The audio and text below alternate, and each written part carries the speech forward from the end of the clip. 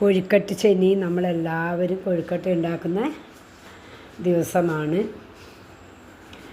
അപ്പോൾ ഞായറാഴ്ച അവസാന ഞായറിൻ്റെ തലേ ദിവസം എല്ലാ വീടുകളിലും കൊഴുക്കട്ട ഉണ്ടാക്കുന്നു.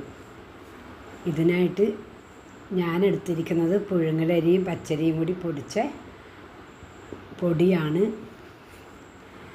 ആ അരിപ്പൊടിയിൽ കുറച്ച് ജീരകവും ഉപ്പ് ചേർക്കുന്ന കൂട്ടത്തിൽ കുറച്ച് ജീരകവും ഇട്ടു. എന്നിട്ട് നല്ല തിളച്ച വെള്ളത്തിലാണ് ഞാനത് കുഴച്ചത്.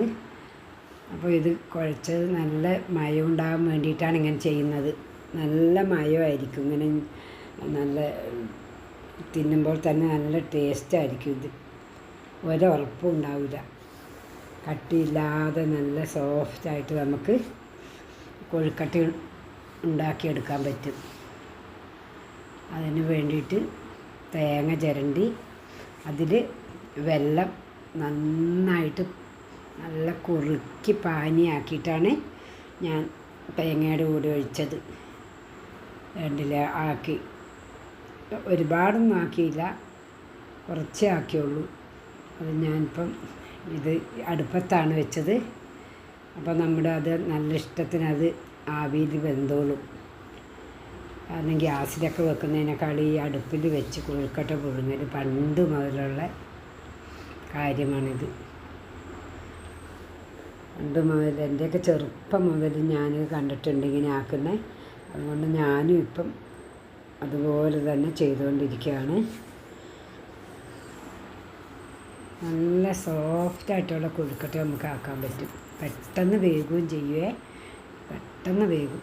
കാരണം ഒരുപാട് സമയമൊന്നും വെക്കണ്ട. നല്ല മയമുള്ള ഇതുണ്ടല്ലേ, നല്ല കൊഴുക്കട്ട, നല്ല ടേസ്റ്റും ആയിരിക്കും. അത് ആ ശനിയാഴ്ച ദിവസം തന്നെ നമ്മൾ കുരിശുവരെയും പ്രാർത്ഥനയൊക്കെ കഴിഞ്ഞ് കഴിയുമ്പോൾ നമ്മുടെ വീട്ടിലെ മുതിർന്ന ആൾ നമ്മുടെ എല്ലാം കയ്യിലേക്ക് എടുത്തു തരും. ഫസ്റ്റ് നമുക്ക് ആ രാത്രി തന്നെ ഓരോന്ന് കഴിക്കാൻ തരും.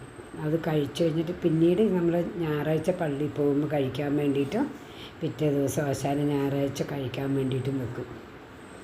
അതിൽ നല്ല സോഫ്റ്റായിട്ട് ഒരു പ്രത്യേക ടേസ്റ്റായിരിക്കും. ഇത് പുഴുങ്ങലരിയിലാക്കിയിട്ട് കൊഴുക്കട്ട ഉണ്ടാക്കുകയാണെങ്കിൽ നല്ല ടേസ്റ്റായിരിക്കും. എല്ലാവർക്കും ഇഷ്ടപ്പെടും. കുട്ടികൾക്കെല്ലാം ഇഷ്ടപ്പെടുന്ന രീതിയിലാക്കാൻ പറ്റും.